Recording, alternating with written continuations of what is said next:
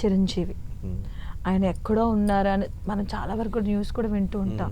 ఆయన ఎక్కడో ఉన్నారు, ఏదో హిమాలయాల్లో ఉన్నారు, ఎతి అనిగా మాట్లాడుకుంటాం మనము.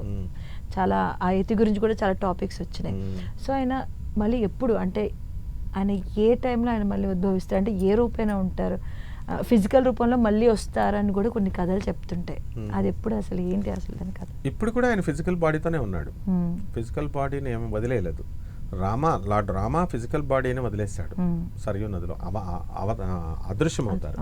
శ్రీకృష్ణ పరమాత్మ కూడా ఈ యొక్క సోమనాథ్ క్షేత్రంలో మనకి బిల్ తీర్థం అని ఉంటుంది, బిల్ల తీర్థం, అక్కడ వదిలేస్తారు. అయితే ఆంజనేయ స్వామి బాడీ వదల కదలీ వనంలో ఆయన తపస్సు చేసుకుంటూ ఉంటాడు హిమాలయ పర్వతాల్లో. సో ఒక యాత్రికుడు ఆ మధ్య లోపలికి వెళ్ళాడు, ఫోటో తీశాడు.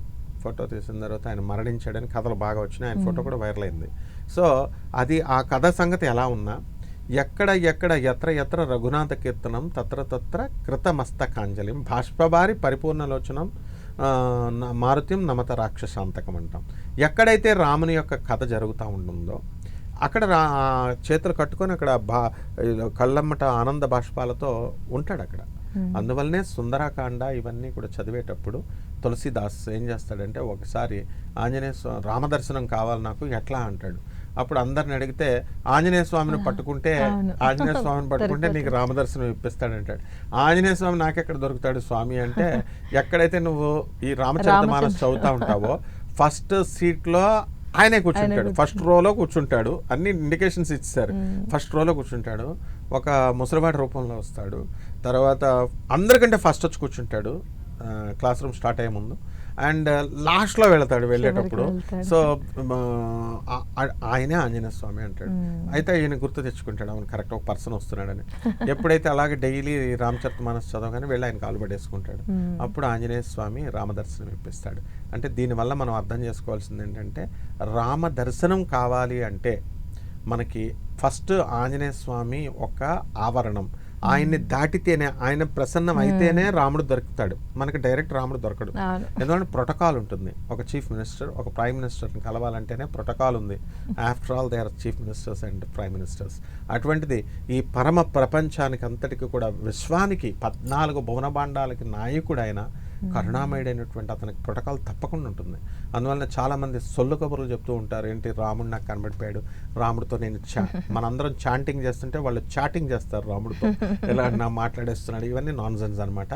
కేవలము ఆంజనేయ స్వామి వారి యొక్క అనుగ్రహం పొందడం ద్వారా తులసీదాస్ ఏం చేశాడంటే రామభగవానుడి దర్శనం దొరికాడు. చాలా ఈజీ. మిగతా వాళ్ళందరికీ కూడా పూజలు, పునస్కారాలు, యజ్ఞాలు, హోమాలు, ఇలాగా అన్ని క్రతువులు చేయాలి. కానీ రాముడికి మనకు దొరకాలి అంటే రామనామాన్ని చేస్తే ఆంజనేయ స్వామి దొరికేస్తాడు. అండ్ మనకు తీసుకెళ్ళి రామదర్శనం ఇప్పించేస్తాడు. అందువలన చాలా ఈజీ. కలియుగంలో మనము కలవు నామ సంకీర్తనెత్ అన్నారు. కలియుగంలో నామ సంకీర్తనం వల్ల మాత్రమే మనకి దొరుకుతుంది. అయితే ఆ కలియుగంలో నామ సంకీర్తనం, రామ అన్న సంకీర్తనంతో మాత్రమే హనుమంతుడు మనకు దొరుకుతాడు, రామదర్శనం దొరుకుతుంది. తర్వాత ఇంకోటి ఏంటంటే, కేవలము భక్తికి మాత్రమే ఎంబాడిమెంట్ కాదు ఆయన, అండ్ ఈజ్ ఎంబాడిమెంట్ ఆఫ్ వినయేన శోభితే విద్య అన్నారు. వినయానికి మారు పేరు ఆయన. అందువల్ల సకల విద్యలు వచ్చినప్పటికీ కూడా ఎక్కడా కూడా గర్వం లేకుండా రాముడి కోసం సీతాదేవి తప్ప తన హృదయాల్లోనే ప్రతిష్ఠింపజేసుకున్నాడు. అండ్ రాముడి పాదాలు తప్ప ఎట్టి పరిస్థితుల్లో ఆయన ముఖం కూడా ఎలా ఉంటుందో కూడా తెలీదు. దానికోసమే అర్జునుడు ఒకసారి మహాభారతం అంతా యుద్ధం అయిపోయిన తర్వాత కృష్ణుడితో, కృష్ణ అంత గొప్పవాడా ఆంజనేయ స్వామి, నాకంటే మహాభక్తుడా అంటే, సరే చూస్తాను, నేను ఎలా గుర్తుపడతాడు నేను అని అంటే, రాముడు ఈ కృష్ణుడు అర్జునుడు ఇద్దరు కలిసి మారువేషాల్లో ఒక భోజనం జరిగేటటువంటి ఒక ఫంక్షన్కి వెళ్తారు. వెళ్తే ఆంజనేయ స్వామిని పిలిపిస్తారు. ఆంజనేయ స్వామిని పిలిపిస్తే హనుమంతుడు ఏం చేస్తాడు, లోనకి రాగానే అందరినీ చూసుకుంటూ రామా అని ఆయన కాళ్ళు పట్టేసుకుని కృష్ణుని ఎగ్జాక్ట్గా పట్టేసుకుంటాడు.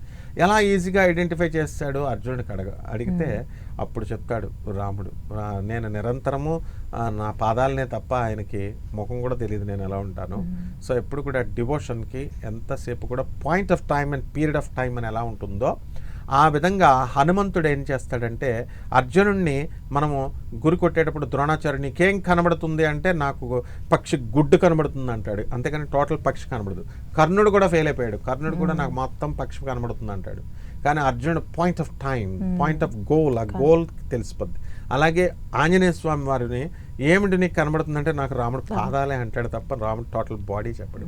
ఆ విధంగా శ్రీకృష్ణ పరమాత్మ సత్యభామ గర్భభంగాన్ని, సుదర్శన చక్రం నా అంత పవర్ఫుల్ లేదు అనుకున్న సుదర్శనములు విర్రవీగుతుంటే అతని గర్వాన్ని, తర్వాత నా అంత మనోవేగం ఇంకొకటి లేదు గరుడ వేగం అని చెప్పి గర్వపడేటటువంటి గరుత్మంతుడి యొక్క గర్వాన్ని, సత్యభామ నా అంత అందగత్తె లేదని ఆమె అందం గర్వభంగాన్ని ఆంజనేయ స్వామిని ఉపయోగించి సాక్షాత్ పరమాత్మ అయినటువంటి రామచంద్ర ప్రభువు వీళ్ళ గర్వాలందరినీ తొలగించి ఆ మాయను తొలగించి రియలిస్టిక్ లైఫ్లోకి తీసుకొస్తాడనమాట. అండ్ సో రామ అంటే వేరు కాదు, రాముడు వాక్కు యొక్క అర్థము, వర్డ్ అండ్ ఇట్స్ మీనింగ్. అలాగే ఈ యొక్క fire and its combustible for అంటే ఒక కర్ర ఉంటుంది, అందులో ఫైర్ మంటుంది, దాంట్లో కంబస్టబుల్ పార్ ఉంటుంది, అంటే దాహక శక్తి, అగ్ని దాని దాహక శక్తి విడదీయలేము. అలాగే రాముణ్ణి ఆంజనేయ స్వామిని విడదీయలేము. స్వామి ఆయనే దేవుడు, భక్తుడు, దేవుడు అంతా. హనుమాన్ వారి యొక్క అనుగ్రహం కావాలంటే అనుకుంటా హనుమాన్ జై హనుమాన్ జై హనుమాన్ పాడుతాం కానీ ఆ నామస్మరణ చేస్తాం కానీ శ్రీరామ అన్న నామస్మరణకి ఆయన పలుకుతాడు అసలు. ఎగ్జాక్ట్లీ ఇది తెలుసుకోవాలి జనం. అంటే తనను పొగిడే వాళ్ళకంటే తన స్వామిని, తన బాస్ని పొగిడే వాళ్ళు ఆయనకు కావాలి. And it is the easiest way కూడా. మనం రామాని జపం ద్వారా ఆంజనేయ స్వామి మనకి లొంగుతాడు.